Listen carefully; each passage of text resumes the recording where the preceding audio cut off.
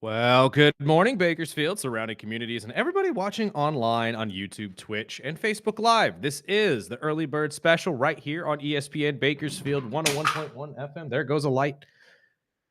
12:30 a.m. I am Chris Burdick. That is Sparky. Sparky, good morning. Good morning. Let them know what they're in for while I fix my stuff. Happy Friday Eve, right here on the Early Bird Special. We'll get into some NFL news, some injuries leading into Week 10. Plus, we'll have our boy Anthony. You're a guy? You're a guy? Whatever. Anthony, the open mic guy. He has got a new open mic spot, and he's going to talk about that and his Green Bay Packers at 8 o'clock. Plus, we can make you some money as we have Bolt Brady from Bolt Brady and his bro for this week's best bets. And if we get some time, I've got some NBA news, and I also pulled a story from the NFL mock draft on which NFL teams they project to go in the top 10. But you can call or text in anytime. You got some fantasy lineup questions, you just got something to get off your chest, you can call or text in anytime at 661-842-2000. We got plenty to talk about. I know Sparky's got his. I got a couple of my own as well, as it seems like the NBA met with Congress yesterday. We'll let you know what happened there. Plus, the UFC, we got a little bit more information on this entire betting thing that they had to deal with Bulgarian. Apparently, the FBI and the UFC were working hand in hand to figure out if this guy was lying to the UFC or not. And we'll give you all the details on what happened as Dana White broke it down for you guys in the last couple days. But we got to talk about some stories here that have come out of the world of the NFL. First and foremost, we have some breaking news here early in the morning. 24-year-old Dallas Cowboy defensive end Marshawn Keeland passed away last night. Not sure exactly what the details are of his passing, but that is sad to hear, especially somebody so young and just starting his career in the world of football. Not somebody that I'm sure a lot of people would know his name, but I'm sure a lot of Cowboy fans out there know exactly who we're talking about. And unfortunately, it has been released by ESPN and Bleacher Report this morning that he has passed away, and that they will most likely be releasing more information on this as the day goes, and we'll figure out what exactly happened. I hope nothing of, really bad situation there. That is what led to his passing, but that is the first. And then the second would be the announcement by the Arizona Cardinals yesterday that Jacoby Brissett will be the starting quarterback for them going forward, regardless of Kyler being healthy or not. And that's the weird part about this, right? I mean, Monday we were telling you guys, because that's what we had heard off McAfee and many others, that he was supposed to play, or at least he was healthy. And then turns out, no, he was still on the injury report, did not suit up at all, and that he would take a different role on the sideline than the starting quarterback position. Like quarterback coach? Essentially. And now it seems like even if Kyler was fully healthy, no matter what, Coach Gannon was not going to be going back to Kyler Murray as the starting quarterback, which tells me it's over. The entire situation, whatever they have planned for the future with Kyler Murray, I am going to assume the Arizona Cardinals have just washed their hands of it. They said, you know what, we're done. And this is a guy who incredibly athletic, could have played baseball and football. And the team had some weird clauses within Kyler's contract, which already made me feel like there was some level of distrust between the two sides.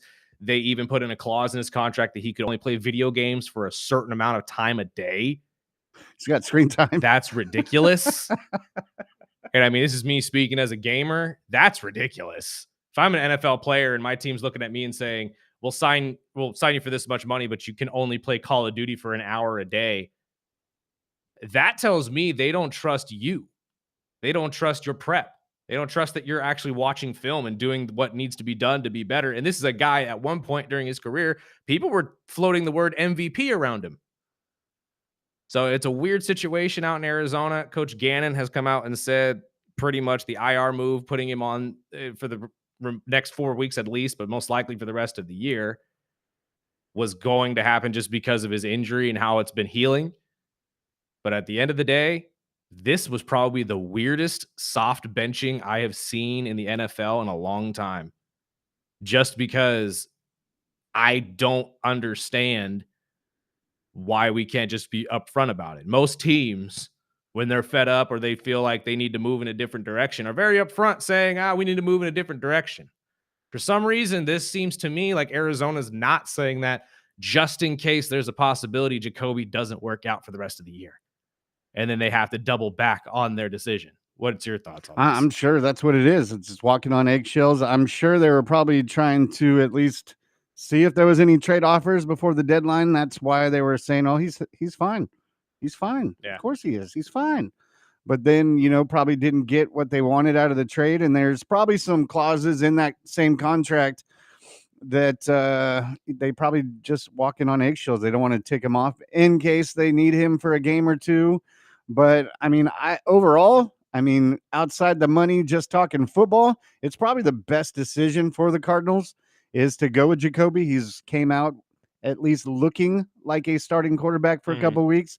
I've had Jacoby on my team, and I've seen flashes of an NFL athlete at quarterback, but I've also seen him do a quick turn and turn into the backup quarterback we're used to. You know what's funny? And tell me if I'm off base with this, because myself and Rand Dizzle from 94.1 were talking about this the other day.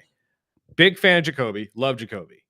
But is it just me, or is it Jacoby's only successful at quarterback when he is the backup and there's not a lot of pressure? Once you throw him into the starting position is when we really start to see, okay, maybe not.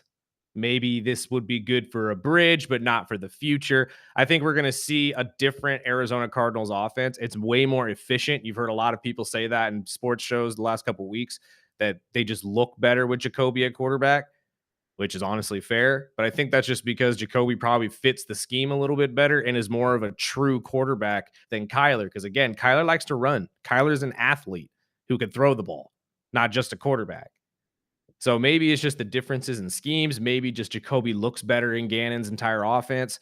But I fear that we're going to see the turnaround now that Jacoby is now the starter in Arizona. Yeah, now that the eyes have all turned to him as the starting quarterback, I could totally see Jacoby being the Jacoby of old, and he's going to be facing a tough Seattle defense. So we'll see what we see, but I still think overall for the future of the Cardinals, it's probably the best decision. I'm surprised. I'm still surprised that he wasn't traded, but he almost reminds me of Anthony Richardson, obviously a better quarterback, I think, but it's just one of those things where it almost seems like they try too hard to make a play, that they're screwing up the whole offensive game plan. And I see that and going back to Brissett. I mean, Brissett can be a good quarterback. Yeah. But not only is he stares down receivers, he's got a long windup.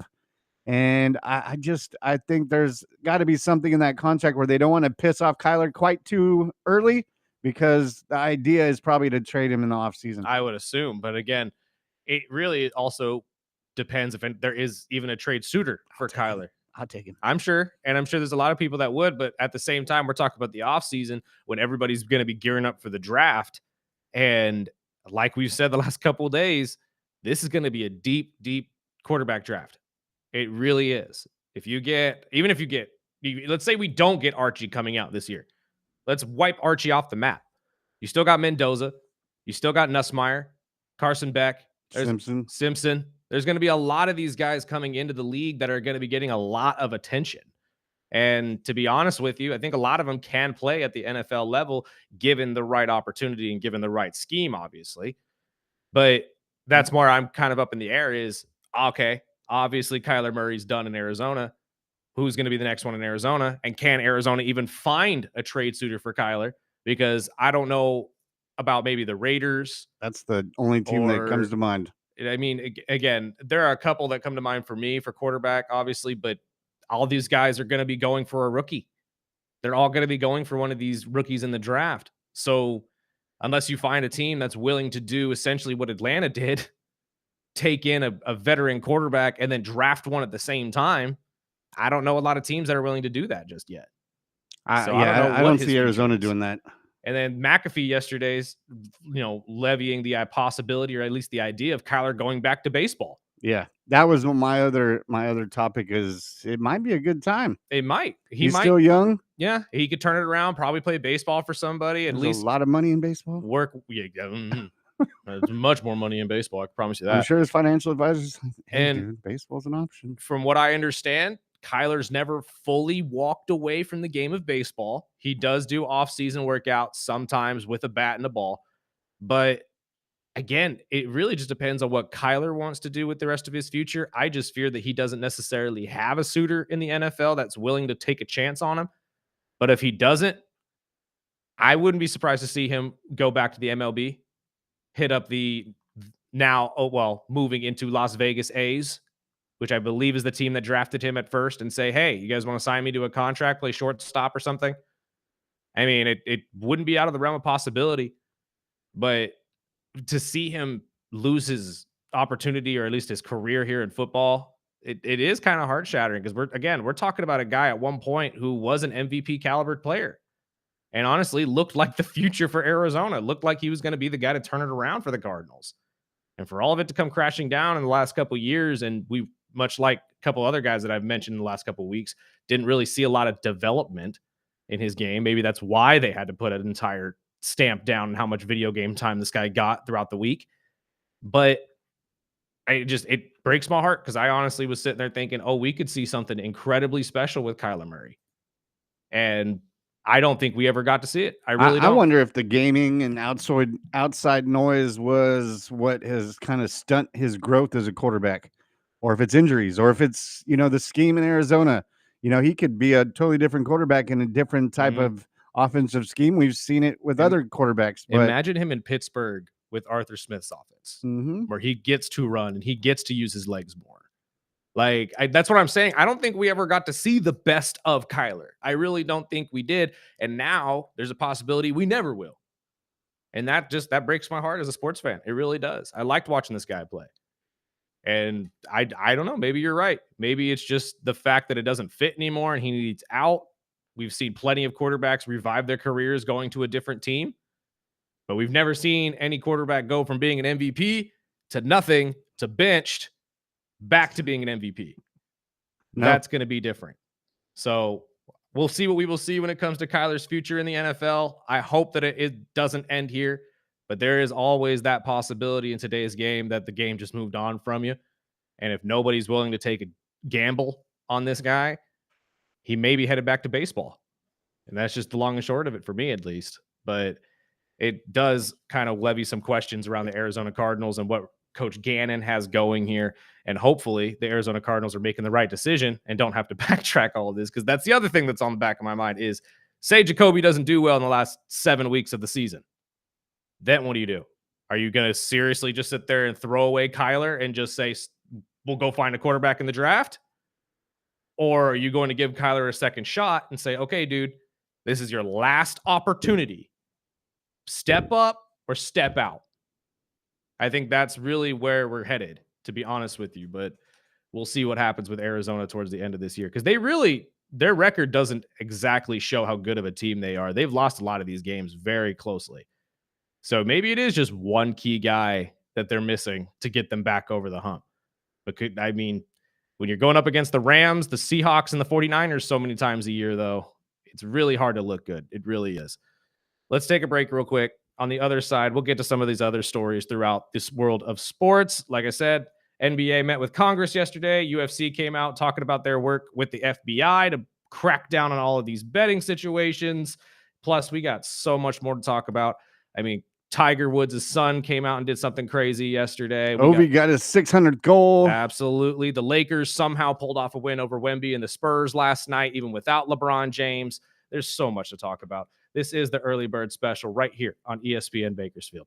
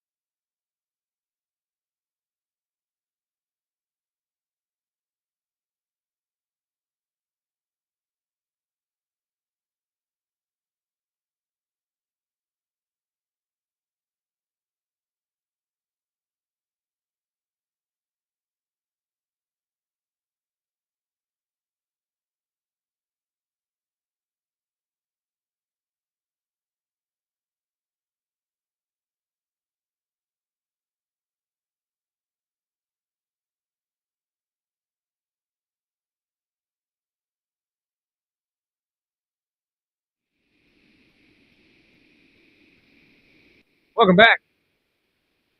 Early Bird Special, right here on ESPN Bakersfield, 101.1 FM, 1230 AM. Streaming video on Facebook, YouTube, and Twitch every single day from 7 to 9. You can also go back on our YouTube channel, watch all of our old episodes. I believe they're on Facebook as well. It's a little bit tougher to get through. YouTube's a little more centralized and a little more organized for all of you guys. So go in, like, share, subscribe, hit the bell, all that type of good stuff. You'll be notified every single time we go live, including on the weekends when we're down there at the Raider games and whatnot. There is a Raider game tonight that we'll get to, the Thursday night football matchup between the Broncos and the Raiders. I believe this is in Denver. But we will get to that here in the next couple minutes. There is a story I want to get to before that, though.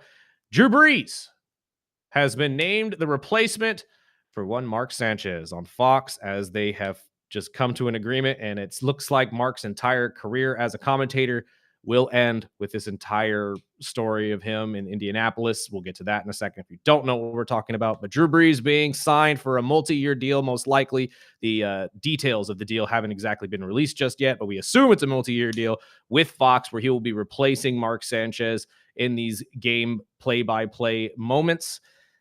Personally, the only thing that popped up into my head is we are now seeing a generation of incredible athletes take over in terms of commentary, and they're all doing it with the right mindset of, I could be the best one to ever do this.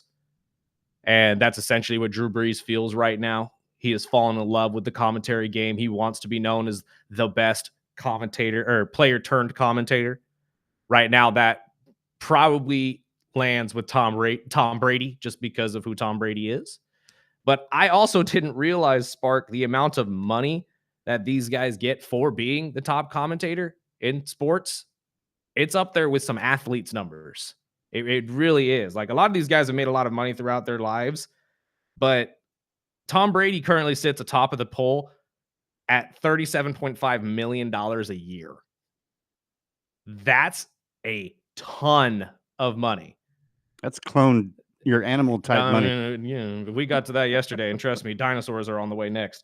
But with that being said, obviously a lot of these guys, JJ Watt, Drew Brees, Jonathan Vilma, all have made the transition to commentary. And the NFL actually has this class, I guess is the best way to put it, from what is explained, that it is for these guys to kind of learn how to transition to commentary post their careers, and if they can actually even do it, all in all, because a lot of these guys think they can do it. But again, once you get somebody in front of a microphone and a camera and they freeze up as if they were, Thanksgiving turkeys, I have no idea what else to tell you. But the main question that popped up to me, now that Fox owns both Tom Brady and Drew Brees, not to mention Greg Olsen, who's one of the best, and the best as it is, does Fox have the best player turned commentary team? Because when you really look down the line of everybody, it's kind of hard to compete with. Drew Brees, Tom Brady, and Greg Olsen by themselves, not to mention Jonathan Vilma and Joe Davis. You can look at NBC, you got Devin McCourty and Chris Sims, plus everybody's favorite man, and Chris Collinsworth. Ugh. God. Amazon, Fitz, Witt, Sherman, amongst others. I think they've got the best one. Amazon's is definitely up there, and they came out swinging when they hired everybody. And then CBS with JJ Watt, Tony Romo, and Trent Green. Ugh. No. Tony Romo is good, but I there's something about Romo that I'm just like, you faded in the last couple of years. The first 2-3 years of you being a commentator was fantastic, especially with you predicting what's coming next. But for some reason, they told him to stop doing that. I'm not sure why. I don't know, dude. I got to say, Fox probably has the best one in my eyes. I mean, again, Drew Brees, Tom Brady as a whole. I mean, two of the greatest quarterbacks to ever do it. And now Brees has an opportunity to finally have something over Tom. He has something over Peyton. He's got that Super Bowl win over Peyton, so he could sit there and make fun of Peyton for that. But if Drew Brees could somehow work his way up the ladder and become the greatest player turned commentator over Tom Brady, I don't think Brady's even up there. Well, Brady is really only up there because of the amount of money he's being paid. But again, it's Tom Brady. You're going to pay that type of money regardless. But I genuinely believe this is an opportunity for Drew Brees to come in and kind of like not only redefine himself, because obviously he is a fantastic quarterback and one of the greatest to ever do it in the NFL, but to have him come into the commentary booth, I think he brings a fantastic insight to a lot of these games, much like Tom and Tony. But if he could find a way to become the top guy and hold that over Tom Brady, Can we at least add that to his repertoire of being up there in the top potentially 3 quarterbacks of all time? Because let's be honest, at least in this all time? generation, Drew Brees has got to be up Of in that all conversation. time? It's got to be up in the You're out of conversation. your damn mind. Are you serious? Brees in the top 3? Well, no. Okay, again, you're right. Top 3 is a little high, but I mean, we have to he's a compensate. mention. We have to at least mention he's in the top 5 to top 10. Yeah, I would say top 10 would Because probably be honestly, comfortable. I'd put him over Joe. The only reason Joe's man. up in the commentary booth or up there in the booth is because of the rings he's got. Yeah. And to be honest with you, he wouldn't have those rings if it wasn't for Jerry. And we all know that because he went to Kansas City, and what happened then? And Breeze wouldn't have it without his coach. I mean, it's That's the fair. same thing. That's but I mean, if absolutely we're fair. talking GOATs, I mean, Brady would be obviously Brady the is top up of the there. list. Peyton is with up there or without as well. any coach. Right. But would this not at least give him another leg? As a sportscaster, yeah. I think just in his sports career in general. I don't think what he says on the mic has anything to do with his NFL stats or. Well, no. Again, I'm just saying as the work as a whole. Yeah. Like as an entire grouping. Because again, we're looking at all 3 of these guys. I mean, Peyton's got his entire life outside of it, all the sports documentaries, the Manning cast, all that type of stuff. Brady now owns part of the Raiders. Brady's also now in commentating, all that type of stuff, plus all the extra philanthropy stuff he does. Yeah. Drew has to be in the conversation as well. I mean, the guy has done amazing things in the NFL, has arguably some of the best stats of any quarterback in the NFL's history, and we never talk about him. We never even bring up his name. And this is also a guy who we talk about quarterbacks that are able to revive their entire careers. Let's not forget what the heck happened to him in San Diego. Yeah. So on top of being one of the best stories in the NFL. I would leave it as a story, just like Kurt Warner. They all got badass stories, and they'll all probably have a special made out of them or documentary. But overall, I mean, let's see how he does. I know. Again, this is all hearsay. I mean, I'm not. He might drop the mic and suck. Right, you're right. But I'm not handing it to him. It's like Fitzpatrick. I didn't like him as an athlete, but he's a hell of a sportscaster. I love watching him. Oh yeah. I just can't stand him on the field. I mean, again, that's just because it's Ryan Fitzpatrick, and Ryan Fitzpatrick is a journeyman. And honestly, he had his moments, much like Jacoby Brissett, of looking fantastic. I personally like Trent Green as a sportscaster, but I didn't like him as a football player either. Fair. But again, I'm more saying that Drew coming into this, and again, this is all potential. It's not like he's obviously there. They want the same thing or they wouldn't have paid him. Exactly. But I'm just sitting here thinking, if he could turn into arguably the best one of the group, I think you have to at least start putting his name up there as, conversation piece. And again, I'm not saying this adds to his quarterback career. That's not what I'm saying. I'm saying as a sports career. Well, he's got a long road to jump because, I mean, Romo's been doing it for years. There's several other players, not only just quarterbacks, that have done it for a decade plus. Right. But Romo has faded off. Let's be honest. Not a lot of people. I think it's more of the Joe Buck and the team that he is put on. I personally like Romo as a sportscaster. You just said ugh when I brought I don't like Joe Buck. Well, I didn't say Joe Buck. I said Tony Romo. When you listen to Romo, you get Joe Buck. I feel that, but that's why I'm saying I don't think he's a bad sportscaster. I don't think he's a bad sportscaster, but I think there's also things that they're taking away from him. But when I'm watching, I mean, there's a long list of horrible sportscasters that we're all like ugh with. But I would take Romo over. I mean, even Brady. He's so young with it. I think he's still got to. Brady again though has been doing this with literally both hands tied behind his back. Like it's not fair to ask Brady to be amazing at this when you're not even allowing him into the production meetings. And I still are on the fence of even why they allow him to do it. I know. And again, I think a lot of people are, but at the end of the day, it's Tom Brady. People want to hear from Tom Brady. It's like asking Michael Jordan not to do anything. And Michael is part of the ownership, or at least was. I don't know if he actually still is, but was part of the ownership with the Hornets for a while. So, I mean, what's the difference there? I don't think he is anymore. I don't think he is anymore either. But again, there's still the idea of it being there. You know what I mean? And you can't sit there and tell me he doesn't have connections still in the organization, even if he's not the part owner. So, again, there are things that come into play. I don't understand why Brady gets all the hate, but at the same time, when you're not exactly prepped and you go in there with both hands tied behind your back, just trying to say what you know, it's going to make it look dumb. It's just the hate. I mean, if you're in a list of GOATs, there's going to be a long line of haters. Absolutely. But again, that's kind of the game. That's Yeah, why you're here. And that's why you're good. the competition of it all. And that's the other part of this that I'm really excited to see is that from what I keep reading is that not just Drew Brees, but guys like JJ Watt and a lot of these other people want to be the best at doing what they're doing right now. And that just shows the competitive nature that these guys still have today and that they're not going to let go of. But I will maybe die on this hill by myself. But if Drew Brees comes out and becomes the best of the group, and I mean the best out of all of them, Tom, Peyton, Romo, doesn't matter. I gotta at least throw it out there that this guy doesn't get the love he deserves in the top quarterback area too. And I think that this should at least get his name talked about because we aren't going to talk about you unless you're in front of our face. And that's the end of or that's the basic of it all. Like now that he's going to be in front of people's faces calling all of these games for Fox, you're not going to be able to ignore him anymore. You're not going to be able to ignore the things that he did with the New Orleans Saints and the stats that he put up. It's just going to come out that way. And that's why I'm saying, like, as a whole, this could potentially throw him into that conversation of, did we forget to throw Breeze up there with Tom and Peyton? And personally, I think yes. And that's coming from a Falcons fan. I mean, this man has caused me more grief in my lifetime than I'm willing to accept. But so did Tom and so did Peyton. So at this point, you just got to sit down and respect the game, respect what these guys have done. And that's really the point that I'm trying to make here is just, I feel like Drew could step up and be that guy. I really do. And when he does, I don't think anybody could really ignore that we'd leave him out of those conversations. Let's see how he does. We'll see how he does. But again, he's been doing it. I mean, he's been on Netflix. He's been commentating games. He's been part of ESPN and stuff like that for select shows. And he's been wanting to do this since he really started, and he left NBC a couple years ago. Because remember, he started with NBC and then left, I believe, after a year and a half, 2 years, because they couldn't figure out a good way to actually use him. But now that he's going to Fox, it's a completely different animal.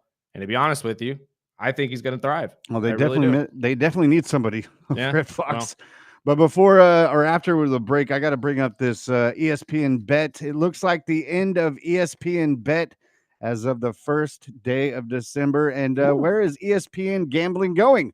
We'll let you know right after this break right here on the Early Bird Special.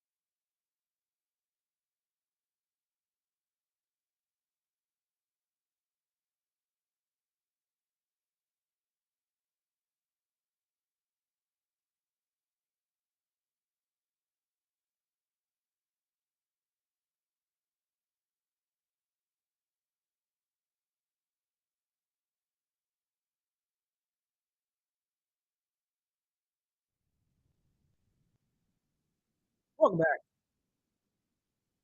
Early bird special right here on ESPN Big FM 12:30 a.m. Streaming video live every single day on Facebook, YouTube, and Twitch. Find us early bird special. Like, share, subscribe. Feel free to text or chime in at any point in time as well. 661-842-2000, or just leave a comment right below that YouTube video that you're watching right now, or Facebook. We will find it and we will answer it as soon as we can. We promise. However, Sparky has broken some news for us, and I'm very curious where ESPN Bet is going. Yes, ESPN and Penn Entertainment, which were the ESPN sports betting partnership, which they signed a 10-year deal in 2023 worth $2 billion. 10-year deal, $2 billion. And it's already coming to an end as of December 1st. They announced this morning that they're going their own ways. ESPN shortly after that announced that they are now in bed with DraftKings, who will officially take over their sports books as of December 1st. So basically, no ESPN bets. No more ESPN bets. And you'll but see they're okay with DraftKings. Exactly. I mean, that's a lot of money to be playing around. It really is. And that's what I want to know. What happens with the rest of the $2 billion? Like, they ain't no way they're just letting you walk away with that.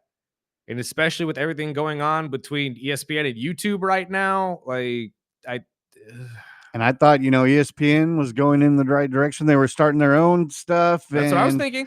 Or maybe they were just walking away from the betting side of it altogether, saying, you know what, there's too much scrutiny in this. We want to lead the way by not being a part of it. Just pass it over to DraftKings.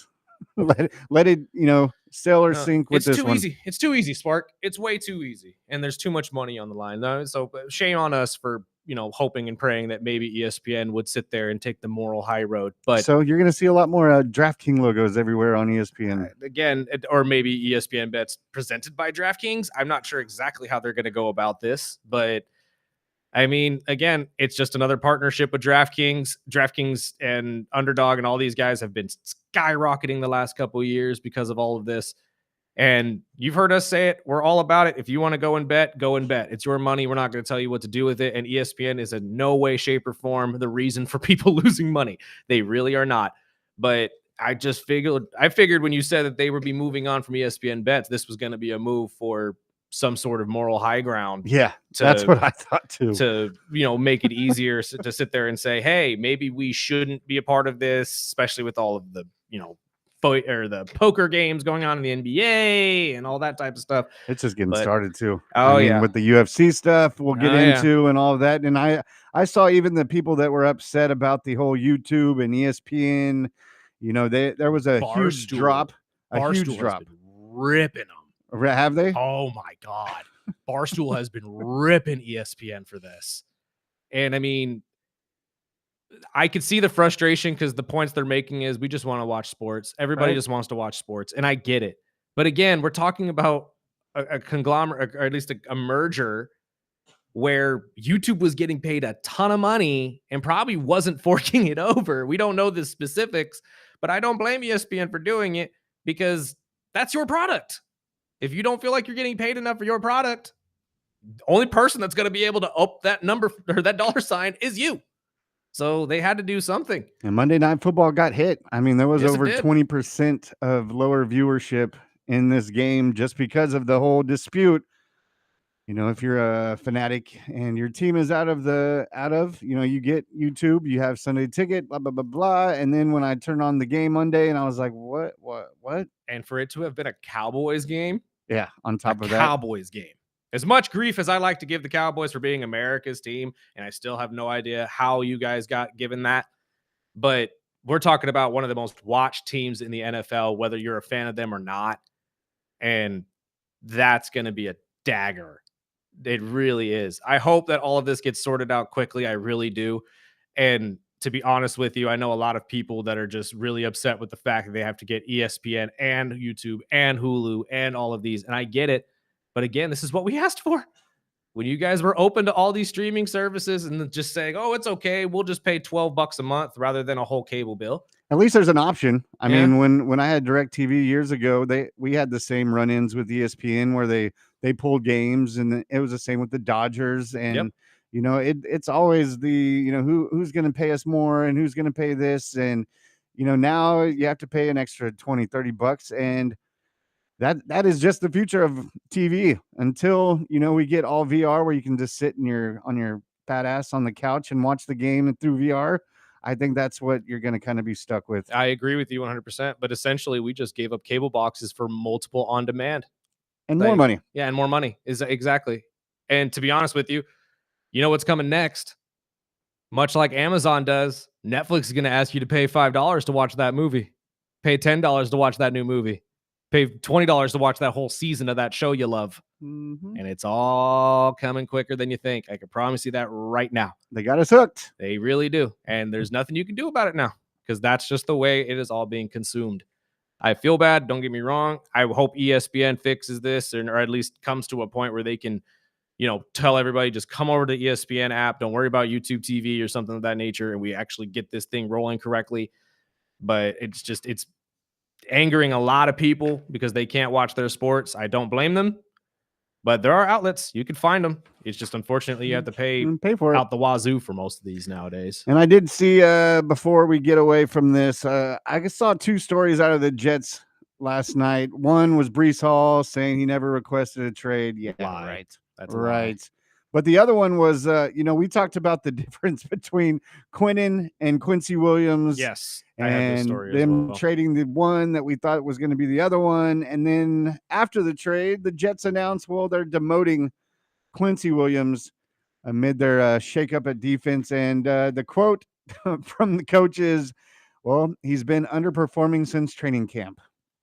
I mean, that's true, but that's also why everybody kind of assumed that's the Williams you were talking about trading. Why wouldn't you trade him? Especially since, I don't know, the Cowboys were talking to you and needed a linebacker. Why not just throw him into the Logan Wilson trade and say, hey, here, take both. Take them both. I mean, again, it is what it is. At this point, the Cowboys got the Williams they wanted. The better one. The better of the two, absolutely. I feel bad for Quincy, but I kind of saw this coming. Again, we've been talking about it for weeks. The rumor is that the Cowboys were talking for Quincy, not for Quinnen. And we ended up getting the exact opposite. I don't know exactly what this means for Quincy's career. Maybe Quinnen can convince the Dallas Cowboys to go pick up his brother like he did the Jets. Yes. But we will see what we will see as this continues. And I mean, at this point, I'm pretty sure every defensive player on the Jets team is underperforming since training camp. Let's be honest there. They are the Jets. Again, this is why. There are things that I see within Aaron Glenn where I'm just like, no, why? And even on the other side, Tyrod, they haven't even named a starting quarterback this week. And you know what's funny? It's going to be Justin. Probably. How much you want to bet? Probably. It's going to be Justin. Probably. And he'll find some way to justify it. He'll find some way to sit there and say, well, Justin's our guy. Justin's been the guy. Don't blame him for blah, blah, blah, blah, blah, whatever the heck he wants to say. But at the end of the day, I'm agreeing with you, Spark. Until this team actually makes those adjustments at the quarterback position, I don't think they're actually taking this season seriously at all, no matter what Woody comes out and says. And if it really takes Woody Johnson to go to the media every single week and say our quarterback sucks for Justin to be able to pick up a win, then I guess that's what the Jets are just going to have to deal with from here on out. But I just thought that was interesting as well, that the day after you trade his brother, magically he's no longer even on the playing roster. Because trust me, when they say demoted, they don't mean take him from first string to second string. They mean he ain't even on the ledger for special teams. Yep, that's where he's at. I mean, it's at this point, you might as well cut him. That's pretty much where it would be. That's why I don't understand why they just didn't find a conditional pick and trade him. I don't know. Again, it's the Jets. It's the Jets. I don't know if the Jets even know how to run the Jets. So at this point, we just got to take what they do and run with it. And luckily for your Miami Dolphins, that just means you guys won't be the bottom of the AFC East for the next decade and a half. Don't count us out. You never know. I expect you guys to win 2 games at least if they can win 1. Don't count us out. Well, we'll take a break. We'll preview tonight's game as well as another quarterback that is actually officially. Well, he's not playing. So Houston, they have pretty much announced that C.J. Stroud is still dealing with the concussion, and we got Davis Mills starting. And I don't know if that's a bad thing, considering what and where he played last week. And they are playing the Jaguars. What Jaguar team will pop up? Yep. And I do have a couple lineup questions that was sent in. If you have any more, text them in 661-842-2000 right here on the Early Bird Special.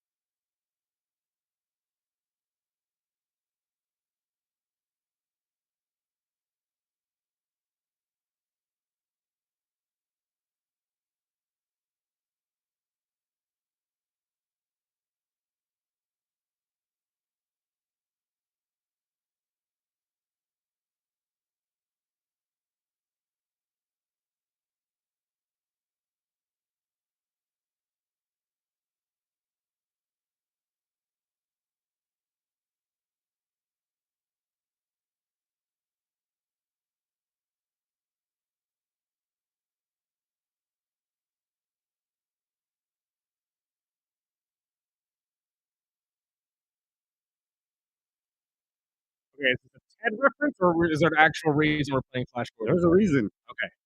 They just announced Big Snow Collector's on. Oh, we're getting flashback? We're getting flashback. Let's go.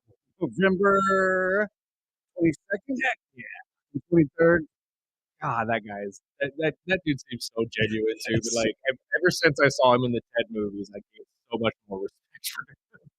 Yes, our boy over at KRJ just sent us a message saying, "Hey, Flash is coming. Flash is coming." That's awesome. I love that. I absolutely love that.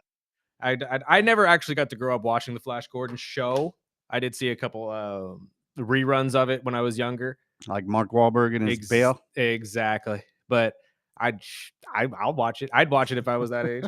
Shoot. Flash Gordon's exactly what was up my alley when I was a kid. Show. Let's shift over real quick with the last couple minutes we have before we get our guests in here. Anthony Jauregui will be joining us momentarily, talk about his show coming up, plus all things in the Packers area right now, because personally, starting to lose faith in Jordan Love and the Packers, if I'm being honest, but I mean, that's just me. And of course, we got to talk to Bolt Brady, get his picks of the week, help you guys out, and maybe win some money this weekend, especially with ESPN bets moving over to DraftKings. So, and we'll do our picks this week. We've got plenty to talk about. And I did see the Raider game. They have announced that Marvin Mims is out, as well as Sertan, who is still dealing with a pec injury. I was gonna say, it's like I don't think Marvin Mims being out is gonna be that much of a deal. Well, when right you're in now, a deep when you're in a deep fantasy franchise, Mims is actually one of my guys on the bench. Absolutely. And then don't get me wrong, he gets a lot of points just because he returns kicks too, and he's fantastic at that. But that just means Troy Franklin's going to get plenty of targets tonight, and I'm very happy about which that. Burdick has been telling you about. I'm just saying. But we've got two fantasy lineup questions real quick. Debo versus Detroit, or Cam Sutton against the Raiders? Probably Sutton. The secondary of the Raiders is very skeptical, to be honest with you. And Cortland Sutton is a absolute stud. So I would go with Sutton on this one. Plus, I believe he's top 10 in wide receiver points right now. And the next one says Pittman or Sutton. My other receiver is Devontae Adams, so I need one more receiver. Do I go with Pittman or Sutton? God, see, I'm in the exact same boat as you right now, to be honest with you. I have to choose between Pittman, Sutton, St. Brown, and Marvin Harrison Jr. every week, and I never know which one to go with. If you got Adams rolling right now, especially since Puka's back on the bench due to being injured, oh, man, I want to say take Pittman, but those overseas games are so tricky. They really are. One guy can go off while everybody else is picking up pennies. Let's see what the field looks like. Exactly, especially it being in Berlin, and we don't know exactly how Germany went about doing this. I swear, if I wake up Sunday morning and half of my team is on the IR because of broken ankles, regardless, probably roll with Sutton on that one as well. I like Sutton tonight. I really do. The Thursday night games have been honestly better than years past for fantasy football teams. So I would say probably ride with Cortland Sutton on this one as well. So, but I mean, that's just me. Whatever you guys decide to choose. I hate Thursday games, and every time I've not started them, they go off. Right. So, I mean, but again, I like Sutton. Knicks is blowing up, and I know it's a division game, and it should be a lot tighter, but I'll wait until Bolt tells us what he thinks about this Thursday game. That's a good point. That's a very good point. And honestly, I don't know. It's just, which one do you trust more, Thursday night game or overseas game? Right. Like, God, both of them could be really bad. Let's just hope Devontae saves you. So really, yeah, which could possibly happen. I mean, again, Matthew Stafford picks a guy and he throws to that guy every single time. And it seems like Devontae is that new guy because they pretty much just say, hey, get open. We're going to throw you the ball. Real quick, last 3 minutes we got to get to this UFC thing. Again, we talked to you guys about Dulgarian being released a couple days ago through, well, allegations that he told family members and other people to bet on the other guy as he got submitted in his last fight in the first round of the undercard. The UFC has since come out with Dana White saying the FBI and the UFC have been working hand in hand to really figure this whole thing out. And really, that's who let them know about it. Because apparently what happened, IC360, which we told you is a corporation that really just flags abnormal betting throughout Vegas and sports books, reached out to Dana White, said, hey, we flagged this fight in your guys' upcoming card on Saturday. Not sure if you want to do about it. So Dana took it upon himself, said, okay, we'll take care of it. Dana calls Dulgarian, says, are you hurt? Is someone shaking you down for money? What's going on, dude? I'm giving you an out. Tell me everything. Dulgarian says, what are you talking about? I'm going to kill this guy. That's ridiculous. Yeah, guy gets tapped out in the first round. And by the way, I went back and looked at the fight, watched the fight, just because I was like, okay, maybe it was just circumstance. Nah, this dude gave it up. He gave up his back so quickly. It was a rear naked choke that honestly your sister could have pulled, and it was just awful. And the more and more I watched it, the more I was sitting there laughing because I said, Dana White called you, gave you an out, told you, if you just tell me right now, dude, all of this will be fine. We'll tell the sports bet. We'll just wipe your fight and it won't be that big of a deal. We just can't have fight fixing. We can't. Like I told you guys yesterday, one bad situation where fight fixing is seen as true in the UFC, and the UFC might as well be the WWE. And you think Dana White's going to let that happen? Heck no. Obviously, we know what happened. The kid lost. Dana immediately called the FBI. Immediately. And the FBI is now investigating it, going into all of this, trying to figure it out. And this is the second time in the UFC in 3 years, technically, because I think it was 2023, that we've had some sort of fight fixing situation. So I am happy to say that Dana White is cracking down on this. He will not allow that whatsoever. And the UFC, hopefully, will stay out of the limelight of all this betting scandal stuff that's been going around in the world of sports lately. We got to take a break real quick. On the other side, we're going to be welcoming our guests of the day, Anthony Jauregui first, to talk about the Packers plus his upcoming shows and comedy. This is the Early Bird Special right here on ESPN Bakersfield.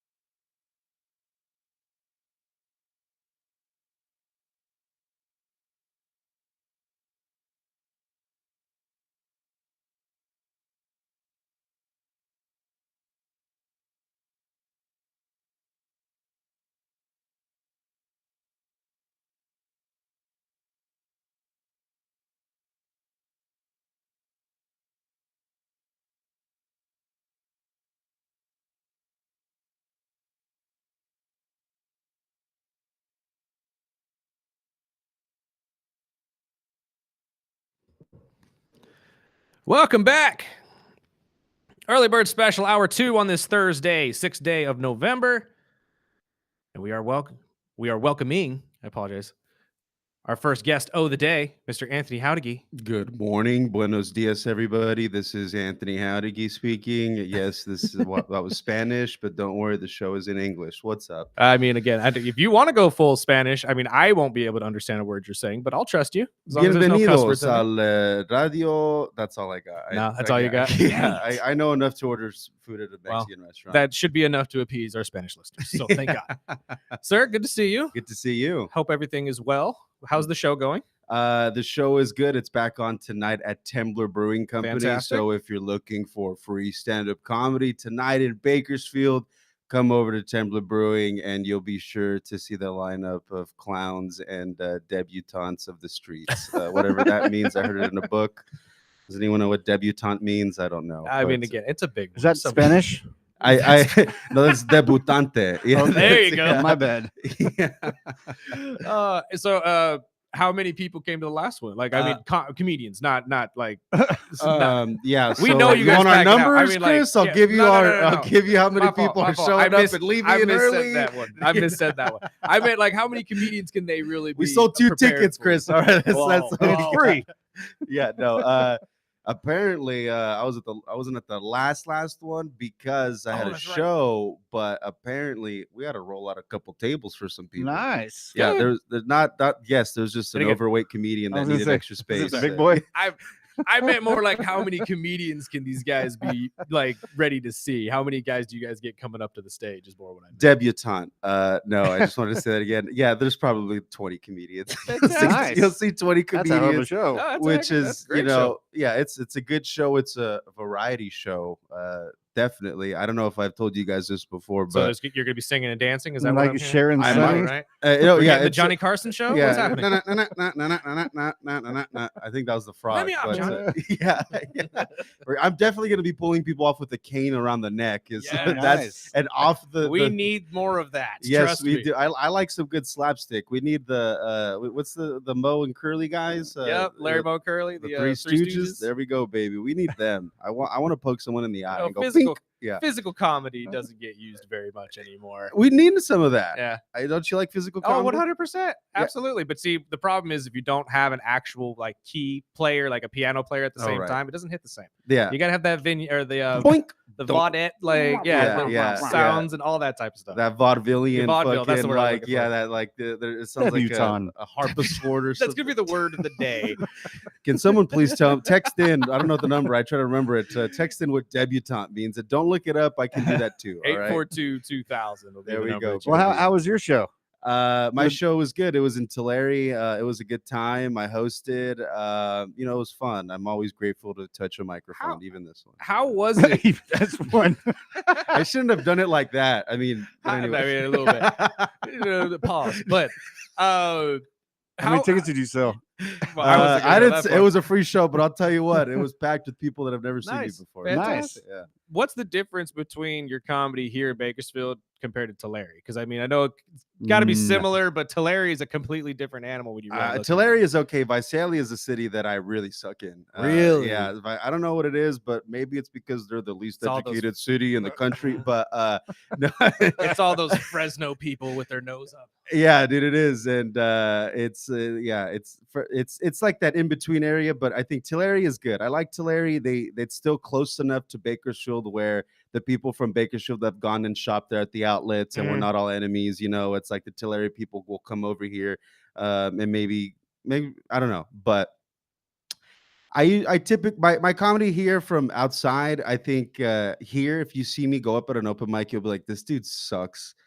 ASS, you know, like What? this dude is bad. Like I swear, because I'm No testing, way. I'm typically testing stuff out, and I'm No, like, that's fair. and I'm working on material. And on the shows that I do, if you've seen me 6 months ago, chances are I'm using 50% of the same material because I'm still kind of working on stuff. Season It's Yeah. just like me on First Look when we do the picks. You know, just throw stuff Yeah, out there just- at the wall. And just- see There what we See go, what baby. sticks. Yes, you're like a comedian, except you throw. Yeah, Yeah, it's, I mean, you're again, just choosing throw stuff at the Devontae law. Adams over a foot joke is definitely Oh kind of my like gosh. See, I didn't have to bring it up this time. He's bringing And, up the foot you joke know, already. and what's funny is we emceed the opening of Woolworths yes. 2 weeks ago, and I was blessed enough to get our boy Dan Betts on the card, Mm-hmm. and I got to introduce him. And me and Betts go way back, and I told him just keep it clean. It's a family event. And he's like, dude, I've never seen a comedian so he was shaking in his boots 2 or 3 minutes before. He's like, dude, this is a bad idea. Don't make me do this. I'm like, dude, you're already on the card. I It's like- can't just rip you off. Everybody's excited to see you. What are you talking about? And he got lucky because there was a guy dressed up as like an ICP guy right in the center of the crowd. So I was like, dude, there's your So he had target right material there. to like Exactly. riff with. Yeah. And I told him just keep it clean. Wait, we had a juggalo? He got halfway into his We set. had a juggalo in town Yeah, and I still? told him, dude, it's set up What? perfect. I thought it was a Whew, plant. Juggalo This walks man. into a comedy show. That's who we need to get I on the thought show. perfectly. The juggalo. I thought it worked out perfect. Like this guy came out of nowhere right before Betts went on stage. I was like, is this a plant? Like, Right? did you bring this guy? And he was shaking his boots. And I know Betts have done big shows and all this. And only thing I asked him, just keep it clean. It's a family event. Get 2 minutes in and he slips a F word. And I'm like, Yeah. oh and my gosh, I dude. think I saw someone recorded him on stage, one of my comedian friends, and he cussed and it was like, oh, and then Yeah. he pointed at a kid just walking by right in front of him. But I love Betts and he killed it. But I was just Oh, gonna ask no. you, I mean, you've done shows where you can curse and Yeah. you've done family things. Is that something that comedians have to, just work on? Or I mean, you come on our show and you're one of the few comedians that haven't slipped. That's why Well, you said, It's like- have I slipped? Well, No, hey, he hasn't slipped, but I think we've only really had. Did we only have the one? A couple of MMA fighters. Oh no, that's Those fair. were- No, those that's were fair. A couple of tougher. MMA fighters. and yeah. I you- beat the blank out of him. Yeah. Verdict's only done it once. But That was early. Don't give me grief for that. I'm just saying, like, is it tough? I usually don't curse before 9 a.m., so it's easy Okay. for me. Oh, this is right- the only Oh, time this I is the do curse. holy time, apparently. No, what Dan experienced is 100% real. We even had a little DM about something, and he made a reference to that it didn't go too well. So, I thought he killed it. but yeah, and as long as you did, but no, it's difficult, man. And trust me, you got to have that gear in your brain where you're constantly aware. You got to have like an inside voice where you're like, just be. That's it. I mean, for me, I think I'm gonna just speak from my experience because I cuss a lot and I have a real bad mouth, but I Same. have taught before and I've been on the radio with you guys and I kind of know I can reel it back, and I'm very self-aware of like, of course accidents happen, but Of I feel like course. I'm generally pretty decent. I think Mm. more with me is like, it's also with my stand-up is like I may not be cursing, but I may be talking about something that is PG-13/rated R. And that to me is like there's levels of clean. There's like squeaky clean where you're in corporate Yeah. and the CEO's in the building and HR's there and you don't want to say anything crazy. And Doing that's like a with private event or something. subject matter or cussing.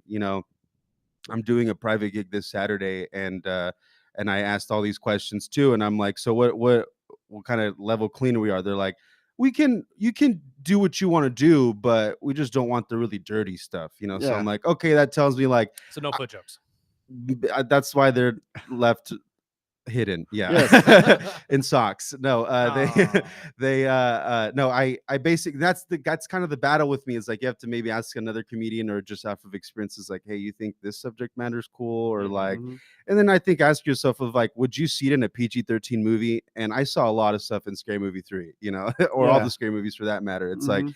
but I think it's just like internally you constantly just have to be self-aware, and if you don't work clean, then going to work clean is really difficult. So the advice that all the greats have said, and like Mark Norman, or that's just one that I can think off the top of my head, is like you have to start working clean and then write to dirty, because if Okay. you start writing dirty, it's really hard to start writing clean.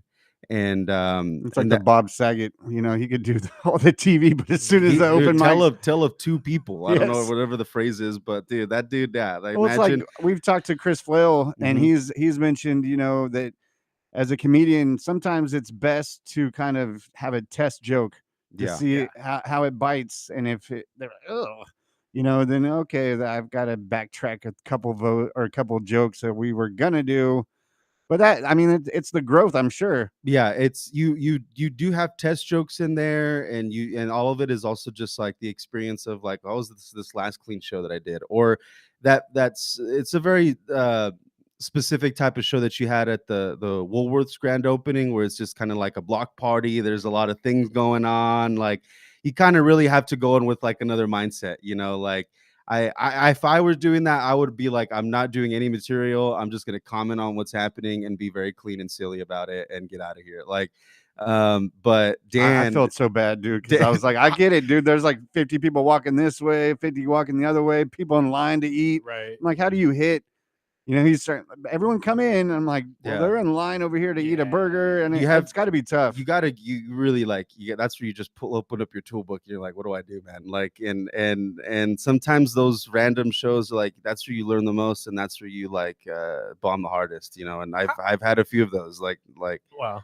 I mean, I think we all have, but how often do you leave the stage feeling like, that was a fantastic show, or how often do you leave the stage feeling like, wow, that sucked? I leave like, we'll say we have 8 shows a month. I leave, say if there was 8 shows, just like this is an arbitrary number. If I had 8 shows that weren't open mics, I would probably leave the show feeling that I did great maybe 2 to 4 times. Okay. And then other times I'd be like, that was mid, that was whatever. I have so much to work on. Like that's kind of how you've kind of mentioned it. I mean, I think everybody is their own worst critic. Like I'll say it for myself on this show. I tell Sparky all the time, I think I sound awful. I genuinely do. Like there's times where I'm like, dude, I'm rambling. What the hell are you talking about? And it's like, I feel like that just everybody kind of has that in the back of their head, but like, how do you use that to kind of become better as in the comedic stage? Like, are you sitting there like, okay, this month I have this many shows.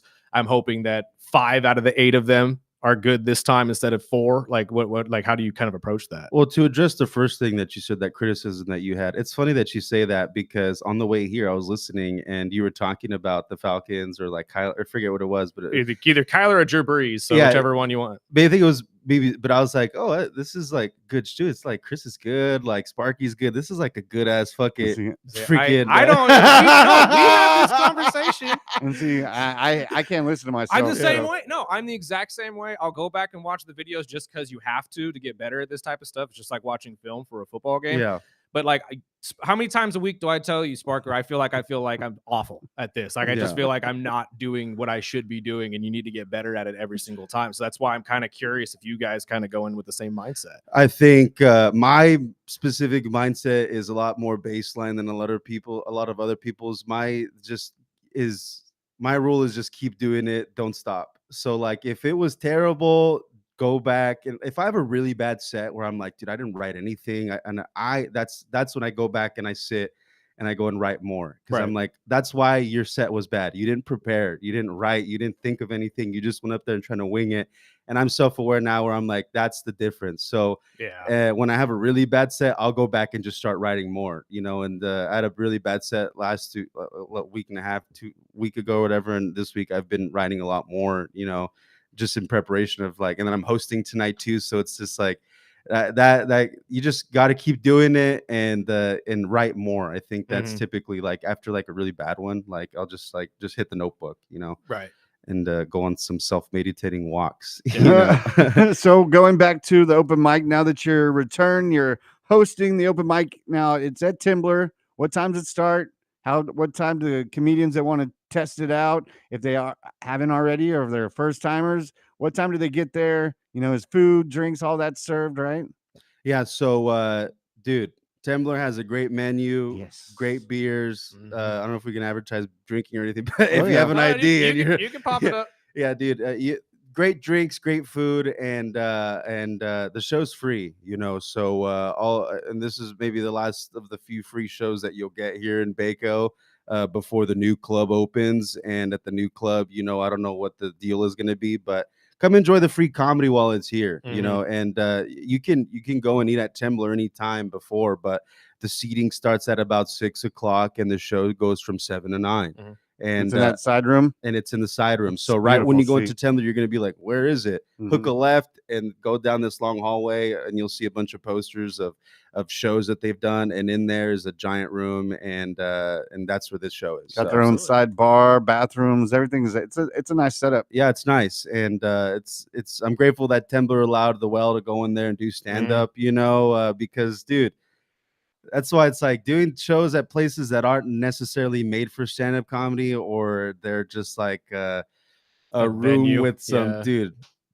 It It- is that you that's where you get humbled, man. I will say Bynum and Maxwell that run this spot over here. They know what they're doing, and I mean, even talking to Maxwell, he was rubbing it in. He got to go to the Foo Fighters show on Monday. I'm like, oh, thanks, bro. Thanks. I appreciate it. I thought we were boys. I will remember that. I'm just saying. He may be saying it for his friends, but I know I had some friends there too, and I will remember that. I remember that next time you want those teddy bear toss tickets. Yeah. I'm just we saying. got Condor tickets next week, so just know.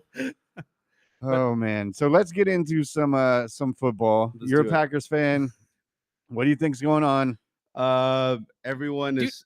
It seems like since that second week we talked to and we were talking up the Packers, it's just gone. Woo! This guys, this is nothing different for my Green Bay Packers. Okay, everyone is just like, you should have beat the Panthers. You should have beat the Browns. You shouldn't have tied to the Cowboys. Yeah, thanks for adding that one. Yeah, I forgot about that. I still think they beat the Eagles this week. I think that's the Packers type of team. I think it is too. This is how I am in tennis. Anytime I'm playing someone, I will adjust to how they play because I don't want to play harder than them, and I want to keep this a good game. Then the next thing I know, I'm missing hits, and then they're beating me, and I'm like, this isn't how this was supposed to go. Be losing this one. I'm so much better than this. And when I saw the Packers lose to the Panthers, that's immediately what I thought of. I compared the Panthers to my intermediate, low-level tennis. You go in and you play how good the opponent is, and you end up just dying by self-riddled wounds. I have been saying this all season. That's how the Panthers have won literally every game this year. Everybody walks in thinking, oh, it's the Panthers. We're going to walk over them. And then they lose by 30 like we did. And I'm like, what? How? Who? Because it wasn't the quarterback. Falcons, I can tell you right now, it wasn't Bryce Young that beat you. Yeah. It was everybody else. Yeah. No, and then I looked at Bryce Young's stat line. I was watching the game, and I'm like, he was under 100 yards for 3 quarters. God awful. Like, what is going on here? We're talking about Kyler Murray getting benched. That kid should have been benched for the second time. Oh, dude. I think at this point they just feel bad for him because he cried and he prayed to God that one time and they brought him back to the team. Like, listen. Have you seen the videos they've been trying to release? The Panthers have been trying to release these mic'd up videos of Bryce, like motivating the team really on the sideline during these games. And that's what bugs me the most. You can tell this kid's cadence when he walks up to the line, because when he's not going to hike it, it's high pitched as hell, like he's a teenager. And then when he's ready to hike it, set. It's like, if I'm a defensive end, I'm just waiting for the tone change. But behaviorists say that when you're lying, your pitch goes up. Yeah. So if you're in the film room, I'd be like, hey, when he goes a little high pitched, he's not hiking the ball, bro. I'm telling you, that's every time I watch the Panthers play. That's all I hear is his snap count, and I'm like, was that a high school kid? Like, what is this? I see the same thing. I'm not in the NFL either, but I feel like he doesn't have that. Like, I don't look at him and I'm like, yeah, he's enough. Yeah, no, I'm the same. He looks like he's helping on the team, and they gave him a uniform, and they're like, you know who he reminds me of? It's the Jameis Winston effect. Okay. When you can motivate your team, I think everybody kind of rallies behind you, and that's what he does well, is he can motivate you guys.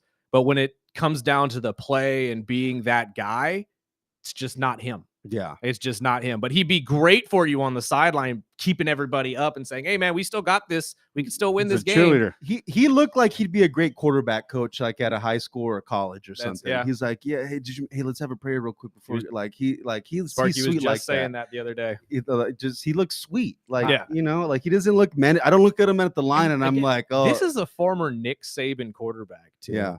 I mean, again, Tua, but oh right, we forgot about how that's going. Again. Open that door, huh? Okay. I was just gonna say, I've looked at the stats, I've looked at the tapes, and it seems like Jordan Love starts off a little hot, and then he goes through these steps where he kind of backtracks. He tries to force balls into triple coverage a couple weeks dude. in a row, but then the second half of the season, he usually lights it up. So I'm hoping. I think he has that procrastinator's brain or something. Like I have this ADHD brain, guys. I don't know about you, but like I had to retake every math class I did growing up because like the first time around I really didn't care, but the second time I was like, okay, I gotta pass it. Yeah, I gotta do this. See, start the first half of the season like I got a few games to lose. Like it's all right. I got this a whole long season.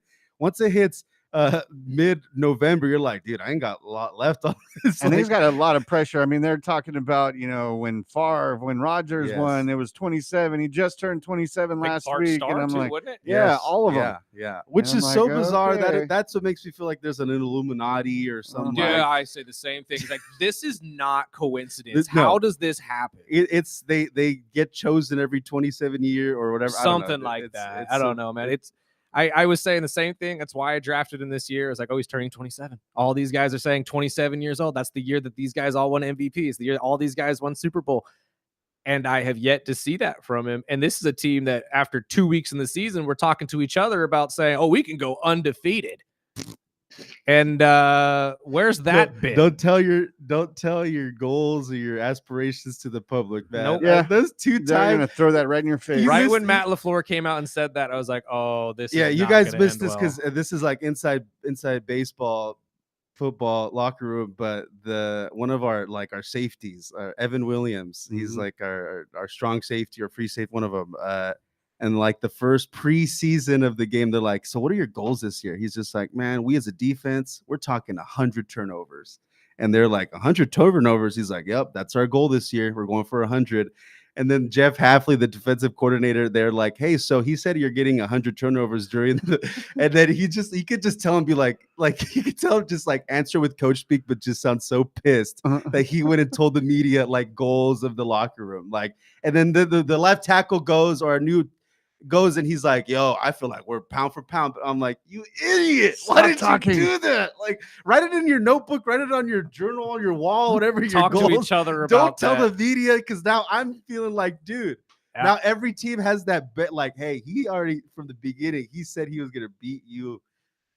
Man. No, and you've heard coaches say that is the extra motivation that these guys need every single week. That's something I would need. Like, you said, okay, like, gives you just that spark that you needed. Exactly. I mean, it's crazy, but getting guys like Micah, what do you think so far? I mean, we're only going into week 10. Dude, he's been fantastic, and I think he's opened up a lot. Rashawn Gary is 5th in sacks in the league right now because of Micah, and Micah had 3 sacks in one game. He was NFC Defensive Player of October. I think that was just because they had to do something to make it, but I think he's been great, but what's happened with a lot of teams is that, like Bryce Young, like they'll just throw they'll just throw the ball out really quick, so then there's no pass rush. Like literally, the pass rush is just neutralized. Yeah, but then you look at the stat line, and it's like he threw for less than 100 yards, so the defense is working. Did their job, but this defense is a lot better than 2020.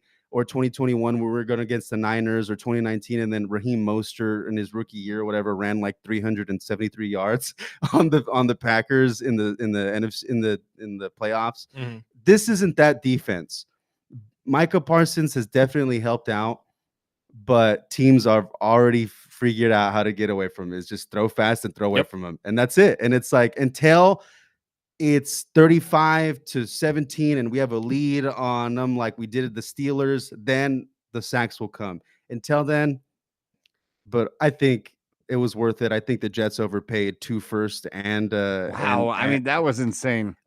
Colts overpaid, man. That was insane. I'm not going to say that until we see Sauce on the Colts, because I'm a firm believer that the Jets screw up everybody's career. True. Everybody's. At this point, I don't know who has walked out of the Jets outside of Joe. I mean, Revis, maybe. Yeah, I'll give you Revis Island. I'll give you Revis Island. But outside of that, like nobody really has done well for the Jets.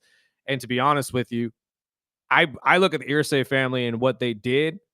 I would have done the same trade, because if you're the Irsays where you guys are right now, that first-round draft pick you just gave that team is not really a first-round draft pick. That is a early second. Let's be honest. Yeah, because they're in the playoffs. They could make a deep run, and if you're anywhere in the 20s to 30 range, that's not going to be as much of an impactful player as people are thinking. I was and you're say getting a guy like Sauce, because if we see what Daniel Jones looked like last week, because I mean, I've heard it all morning. I mean, a lot of them are like, okay, now we got to see the different kind of Daniel Jones, and a lot of people, especially in the sports world, aren't fully sold on Daniel Jones. Yes, he's had a great 8 weeks, but last week, I mean, it looked like the Daniel Jones, and it almost felt like the Colts were forcing him to throw before when they should have started. You know, when you got a running back like Jonathan Taylor, you know, you start with the run and open up the passing game, but I don't know, man. I probably with Burdick, I've got to see what this guy is going to bring to the Colts. Definitely an attitude adjustment. And of course, he's got to be happy to be from the Jets to the Colts in a week. And let's be honest, the Jets are just going to squander those picks anyway. Of course, yes. They're gonna make some mistake. I hope we don't see Archie Manning in New York, no. dude. I think I don't think Peyton or Eli would allow that. I think they would pull what they did with Eli and said, no, hell no. You're gonna sit. Yeah. No, I think. Do you maybe see what happened with Sam Darnold in the playoffs last year with the Vikings could happen with Daniel Jones, where it's just like you're killing it, and then all of a sudden you're in your first playoff game, or you're and they just figured you out, and you couldn't do anything. Screwed. Like that's where Daniel Jones doesn't have that, you know. I agree with you that is always a possibility and most likely will happen. But I think the one thing, or the difference between Sam and Daniel's games is that Daniel can run. True. And remember when he ran and tripped? Yeah, that's true too. But no, I think Daniel's use of his legs will still keep him alive in the playoffs and those types of situations. Plus, when you look at what the Vikings were dealing with at that time when Sam got into the playoffs, much like the Chargers are right now, they lost all of their they lost a lot of their linemen that game. Like he was playing. Oh, really? He was pretty much playing with a secondary offensive line and couldn't get the ball. Don't you hate that? Like I feel like in the playoffs, your offensive line, they get 3 of them just go out, and you're like, dude, what happened? Like, no, and that's what worries me about the Chargers right now. Is I mean, true, they went and traded for a lineman, but is that even going to help you? Justin's going to be running for his life from here until week 17. He's got 3 starters, right? Slater, the center, Alt. and Alt. Dude, the three the main. Man, I'm pretty sure the center is out too. I'm not 100% sure, but yeah, no, they're the line for the Chargers, which at first looked like it was going to be great, now is their biggest problem. Yeah. So realistically, I think you could be right there, but the only difference is as long as Quentin is alive on the Colts line, I think they're fine there. And as long as Daniel can run and has Jonathan Taylor. Oh, Jonathan Taylor. I forgot. Yeah, we have Jonathan Taylor. And he has better numbers than Saquon last year, apparently. I mean, he's on track. He was scoring 3 touchdowns a game. Like that. And still he did burn me this last week. And he still won't win MVP. He gave me 4 points on fantasy last week, but I'm not gonna hold And I had to start Daniel Jones that week. I was like, what the hell? I know. Again, maybe Pittsburgh just figured it out. Maybe they're just that good and figured out the defense. I don't know, dude. I think someone said this is a week-to-week league. I think teams just get embarrassed and they're like, all right, we got to pick up our pants and focus. Like, so any team is any team right now. And somebody plays the Panthers, and somehow they've got 5 wins. I'm like, what? Again, man. You hear it in the promo, and I will live by this. I will put my life savings of $120 down right now. They do not sniff the playoffs. Rich guy over here, yeah, right? That's what I'm saying. That sounds like lunch money. That's what I'm saying.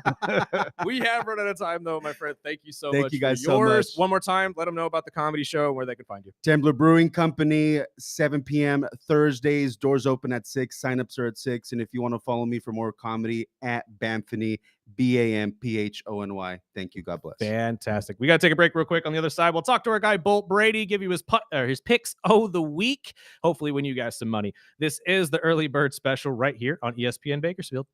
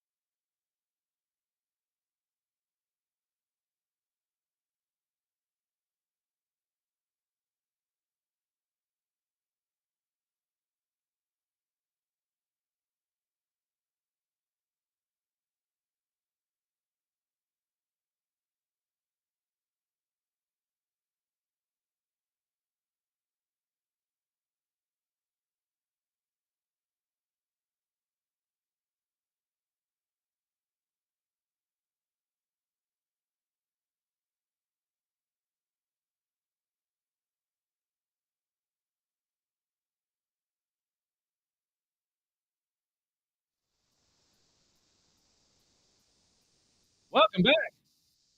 Early Bird Special right here on ESPN Bakersfield, 101.1 FM, 12:30 a.m. We're also streaming video live every single weekday on Facebook, YouTube, and Twitch. It is time, as it always is on Thursdays, to call in our guy Bolt Brady from Bolt Brady and his bro at the Believe Network. Give you picks the day. Best part of the week. Absolutely. Plus, I got a couple questions for him in the world of golf and college football as well. Sir, how are you? Good morning, fellas. Good morning. Real quick, before we get to your picks, I have to get your thoughts on two separate things. One, we'll start with the college football playoff rankings. What are your thoughts in the first 12 announced? And are you in the same boat as me when I kind of find the 12 seed going to Memphis absolutely ridiculous? I thought that was a little silly when I looked at it also. I mean, they're not even in the top 25. No, I know, but I know we got to save a spot for the other teams, but really? Like, you're not even going to put them in the first 25 ranking at 25 at the very least? It might give us a good betting opportunity, though. They're going to get smashed. True. This is absolutely true. Right now, they would sit in at playing Georgia, correct? If the season ended today? Yeah. Yeah, and that would be an ugly, ugly game, to be completely honest with you. But the other question I had for you, just wanted to get your thoughts on PGA reaching out to Rory and apologizing for what happened at the Raiders Cup. I think that was probably a good move. I mean, Rory's been standing behind the PGA this whole live situation. Mm-hmm. And so I think it was good for them to show respect to Rory. And Live Golf moving to a more traditional 72-hole start in 2026. I mean, do you think that's going to help their golfers compete against some of these PGA guys at the mixed events? Well, I think it's also supposed to try to help their world rankings, but it's Yes. just weird because the whole name Live is based around the number 54. Right. And we kind of mentioned that yesterday. This is going to be a huge change for them because that was also a big part of the selling option to a lot of these golfers was you don't have to golf as much and you're getting paid just as much. Right. And then a lot of those guys, their contracts are going to be expiring here pretty soon with Live. So that'll be interesting. Do you expect them to get the opportunity to go back to the PGA? I mean, I think so. I mean, I guess that's a personal opinion, but you got your big paycheck. Now go back to where all the best players are. You don't think that there's just a piece in my mind that feels like the PGA might hold a little bit of animosity towards a lot of these guys who left. You know what I mean? And maybe they won't let them back in. Yeah, but at the end of the day, like, let's take someone like Bryson. They'd love to have Bryson back. Oh, yeah. 100%. He's a pull for anybody at this point. But all right, sir, let's get to your picks. The week. What do you like in college ball this weekend? Oh, in college, okay. Well, we're going to start off with Mizzou versus Texas A&M. Love Texas A&M is undefeated, great team, but Mizzou's a very hard place to play. Missouri, they've only lost to Bama and Vandy. We're going to take Missouri plus 6.5. Nice. Okay. And then another place that's really hard to play, Iowa, the Hawkeyes, plus 6.5 also against Oregon. If you look at their common opponents, it's Indiana and Wisconsin. Both lost to Indiana, but Iowa handled Wisconsin, and Oregon struggled a little bit with them. I think that's going to be tough. I'll take Iowa plus the 6.5. That's a lot of points to be given Iowa, even though it's Oregon. I know. Iowa, just for whatever reason, they are just always tough at home, and they're a great defensive team. So, yeah, a lot of points there. What it is, they don't want to disappoint those kids. You know, start a fourth quarter, you got to turn and wave at all of them. You can't exactly walk away with a loss. They do that? They do that. It's yeah, one of the coolest traditions out there for the people that don't know, they turn around and wave to the kids up in the children's hospital. I think that's a really neat tradition. And then lastly, guys, Nebraska, as we know, their starting quarterback got knocked out for the season. So TJ Lateef, a true freshman, is going to start his first game against UCLA. I think that's going to be a little tough for Nebraska. I wasn't that high on them anyway. I like UCLA minus 2.5. Gotcha. Okay. Fantastic. You don't think Matt Rule can figure something out with that offense? I mean, I know obviously Dillon is hard to bounce back from losing, but UCLA hasn't exactly looked the best this year. No, before they got smashed by Indiana, and that's just going to happen. Indiana's good last week. They had won 3 in a row, and they actually had a bye week going into this to prepare for Nebraska. So they've had 2 weeks to prepare. Okay, that makes sense. What are your thoughts on the game tonight? Raiders taking on the Denver Broncos. Well, we're trying to go for 4 Thursday night wins in a row here, guys, and it's just too many points. I got to take the Raiders plus the 9.5.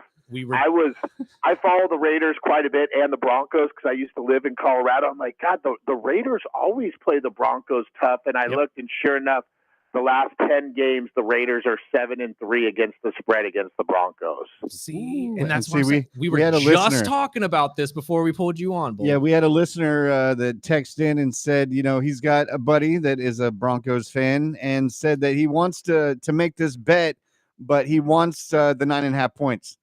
And I was like, stay away, dude. Exactly. It's just, even when the Raiders are even worse than they are now, believe it or not, I've seen plenty of those teams. They always just go into Denver and just play them tough. So, yeah, when I looked at it, and they're 7-3 against the spread against the Broncos last 10 games. That's incredible. That's a good stat to know. I would not expect them to lose this one. So stay away from that bet. Stay far, far away from that one. What are the other picks for this weekend, my friend? And then the Texans. This one's a gross game too, but the Jaguars are a little overrated. They started this season getting 13 turnovers in the first 3 games, and that really catapulted them. I like the Texans plus the 1.5 at home. Texans defense is one of the best in the NFL, and David Mills now gets a whole week to prepare rather than just getting thrown into the fire. So I like the Texans plus 1.5, and then lastly, I like Arizona plus the 6.5 against Seattle. Really? Okay, so we're feeling Jacoby Brissett might be able to pull something off here. Yeah, I mean, he's only lost to the Colts in Green Bay, and they only beat him by 4 points. And then, as we all know, they beat Dallas last week. So he's kind of in a little groove right now. And Seattle has won their last 10 games on the road in a row, which is really impressive. But believe it or not, they haven't been great at home lately. But yeah, it's surprising. And it's a divisional game again, and we know how divisional games people step it up. That's a lot of points. Oh, yeah. Well, I mean, it's kind of the same thing with the Raiders, right? Even though their record looks kind of abysmal, you would assume they could actually pull something off against a division rival. Exactly, because there's familiarity between everyone. Exactly. Well, I for sure was thinking, he's going to bash my Dolphins again. He's going to bash my Dolphins. No, actually, if I had to on that, if I had a gun to my head, I'd actually take the Dolphins and the points there. Yeah, we usually play Buffalo pretty tight. It's just it's the garbage time in the last 5 minutes that might hurt you if you ended up putting money on that bet. Just a little bit. But we did get a listener asking about Alabama and LSU, as well as the Rams and Niners. Ooh, okay. 2 good questions there. Well, LSU, it's going to be interesting to see how they battle back after, the controversy, losing the coach and everything. I'd have to lean with Bama there. They've been pretty hot. And the Niners-Rams, that's always a great game. And typically against the spread, Shanahan does well against McVay. I do think that's a little too many points. I'd lean with the Niners there. I was thinking the same thing. For some reason, the Niners, or at least Shanahan, knows how to score on this Rams defense, and it is always a tough game to pick. But I like the Rams. Yeah, to be honest. So I like the Niners there too. Yeah, I mean, again, you know better than I, my friend, so I will ride with you on this one. But these division games are always so tricky to pick for me. Sparky hears me all the time. I assume every single time the team that's worse is going to win a division game. It's crazy because, as we've said before, that if you win your division, you automatically play the playoffs. Yeah. So these games almost mean twice as much as a regular season game. Absolutely. Well, my final question, and it's just from me, the 2 primetime games this weekend, the Sunday night game with the Pittsburgh Steelers and the Chargers, and the Monday night game with the Eagles and Packers. Both games I think could go either way. So, I mean, I don't know what the odds are right now, but I'm leaning on Pittsburgh going into LA just because of that defense seems to be woke, and the Chargers offensive line and seems to be in the medical tent, as well as I think the Packers have something to prove on Monday night, and I know it's the Eagles, but it's in Green Bay, and Jordan Love's got to step up. Well, so the Steelers are getting 3.5, and I agree with you that, I don't like the bet against Aaron Rodgers. I just don't think that that's a very good idea. Right. But it's going to be fun to see if their defense, because the defense was kind of like the old Steelers defense. They played well. 6 turnovers. Yeah, that was great. So I'm looking forward to see if the defense can continue to play well. And then the Monday night game, Personally, I think Green Bay is a little overrated, and I think that the Eagles are a little underrated right now. I'd lean with the Eagles there. Okay. See, that's what I'm thinking too. Because just like the Eagles, just like the Packers, the Eagles usually step up to teams that they need to, and the ones they And they've don't. had a week off. Yeah, they just barely play enough just to win. So that's why I was thinking the same thing. I don't know. I, like you, Bolt, have been losing a lot of faith in the Packers, especially after the hot start that they did. And then we were hearing all the players on the inside of the locker room saying they're going undefeated, and now they could barely win a game. That's probably I'll steer away. Jordan Love's a local Love the guy. Bakersfield boy, so we try to give him as much love as we can, but it's kind of hard these days. It really is. And we were all expecting an MVP type season from the guy. I mean, to be completely honest with you, he's 27. And apparently that's all it takes to be an MVP for the Green Bay Packers. But it is what it is. Thank you, my friend, so much for your time. We will talk to you next week. All right, guys, take care. Take care. We'll take a break. On the other side, we got some more stuff to talk about. I forgot about this story, but BJ Penn arrested again the other day. So we'll let you know what happened there and just the tragedy that's been happening to this man in the past year. This is the Early Bird Special right here on ESPN Bakersfield.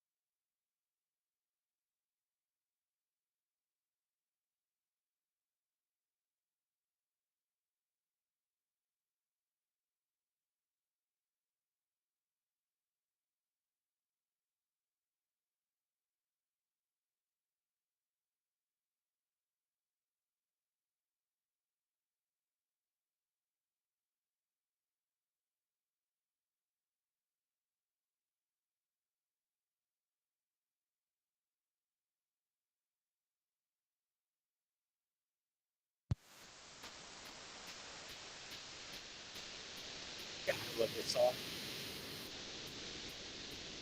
Welcome back. This is the early bird special right here on ESPN Bakersfield. Final segment of the day. Want to thank our guys Anthony Jauregui and Bolt Brady, both of them coming in and joining us today. Hope you guys enjoyed those and hope you guys make some money on Bolt Brady's picks of the week. We got to get to our picks real quick before we get out of here. Then we'll get to this BJ Penn story. Plus, Charlie Woods has reached a milestone that his father did as well. So we'll highlight that before we get out of here. Tonight's game, the Raiders at Denver. I think we're both taking Denver. Denver. Both taking Denver here. As much as I love the Raiders, and again, we love the Raiders on this show, but I just actually, you know what? I don't love the Raiders. I like part of me wants to take the Raiders just because of what Bolt told us. You know what? Give me the Raiders. Give me the Raiders. I'll take the Raiders since you're taking the Broncos. Why not? Let's ride Raiders. Let's go. We got the early game in Berlin, Atlanta at the Colts. For the better judgment of me wanting to take the team that's obviously real against my own, go with the Atlanta Falcons. Good boy. The Giants at the Bears. Who'd you take? Did you take the Colts in that one? Of course. Okay, I was just making sure. Giants at the Bears. As much as I would like to believe in Jackson Dart as well, the Bears are cooking right now with Ben Johnson and Caleb Williams. Give me Caleb. I'm thinking the same thing. I don't even have to bring this up, but I know you're taking Josh Allen and the Bills. Yep. Sorry, buddy. And I'm taking Tua in a close one. I hope you guys win. I really do, but why? I don't know. I mean, why? I like to see the underdog win. Okay, that's everybody's happy when the underdog wins. The Baltimore Ravens at the Vikings. This one, it's a toss-up. It really is, but I want to believe the Baltimore Ravens are on that path to turn their season around, so I will ride with the Ravens. I will go with the Vikings to mix it up. Cleveland at the Jets. I'm taking Cleveland. I would be surprised if the Jets won another game this season. Yeah, and if they don't even know who is starting at quarterback, I'm not picking them. So New England at Tampa. Another toss-up game.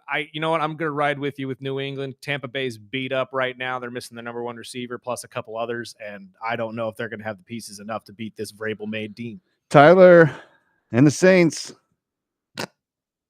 And Give me the Panthers.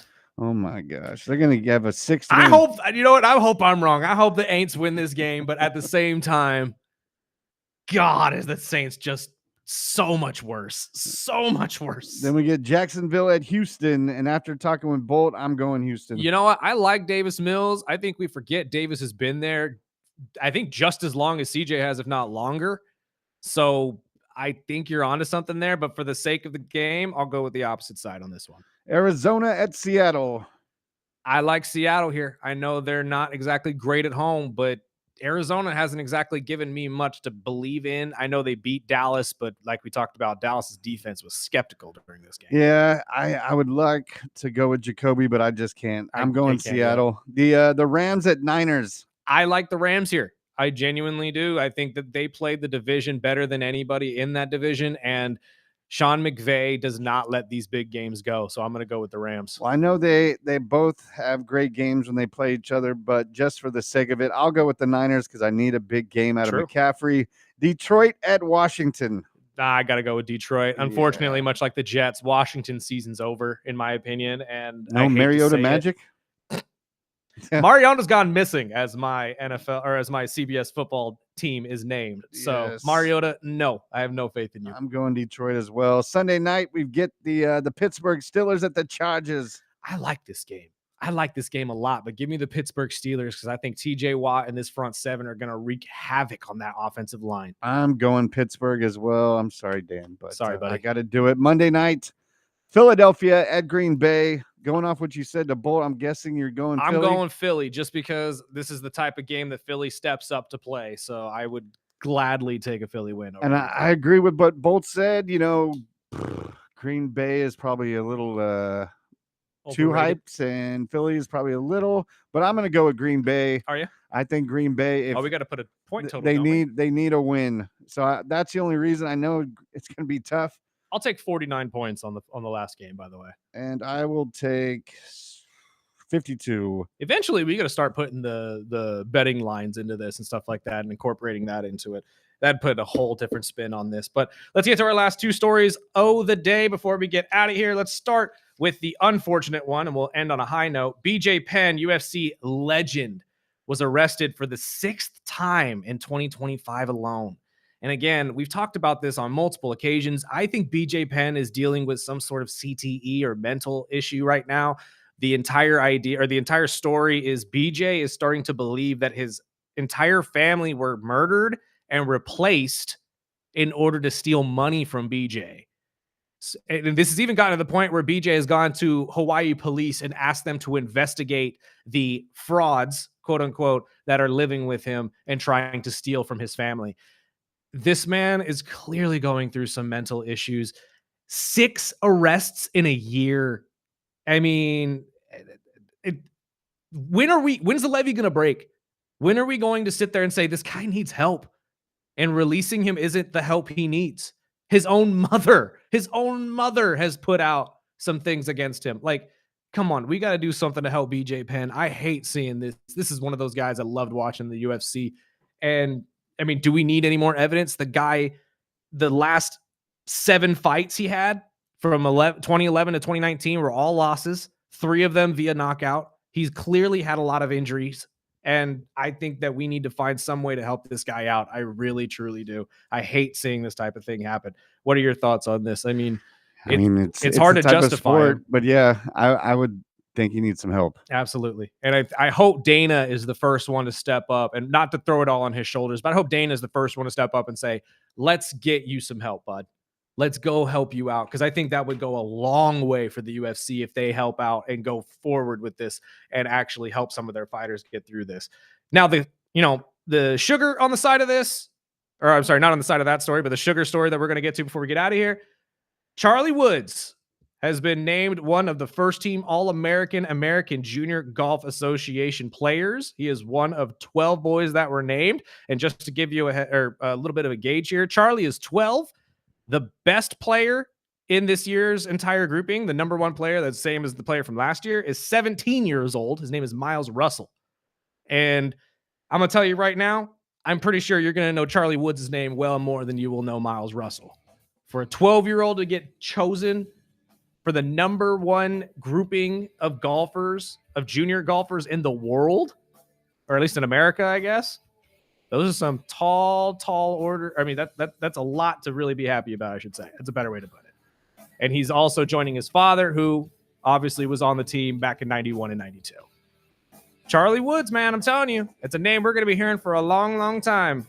Join us tomorrow. We'll have our boy Chris Flail joining us at 8 o'clock, as well as Ryan Holt from the Condors. Condors are in town playing Henderson Friday and Saturday.